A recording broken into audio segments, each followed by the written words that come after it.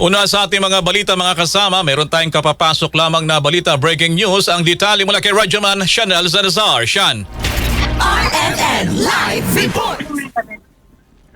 Pinakakansela ni Pangulong Ferdinand Marcos Jr. ang tinatawag na conflict disability discharge kay Captain Jerome Hacuba. Si Hacuba ay isang sundalong nabulag matapos masabugan habang ginagawa ang kanyang tungkulin, kaya hindi na siya pwede sa military operations. Ayon kay Pangulong Marcos, hindi makatarungan na basta na lamang mawawala sa tungkulin si Hacuba na nagsakripisyo ng kanyang paningin para sa bayan. Nais din ng Pangulo na bigyan ng promotion si Hacuba mula sa pagiging kapitan patungong major dahil sa kanyang katapangan. Maaari niyang hanapan si Hacuba ng ibang posisyon tulad ng adaptive duties. Bukod dito, pinarerepaso rin ni Pangulong Marcos kay Defense Secretary Gilberto Chodoro ang CDD policy para hindi basta-basta bibitawan ang isang sundalong nasaktan habang ginagawa ang tungkulin. Sa bagong pulisiya, tinitiyak ng Pangulo na hindi mangangamba ang mga sundalo sa kanilang karera at patas ang oportunidad sa loob ng Armed Forces of the Philippines.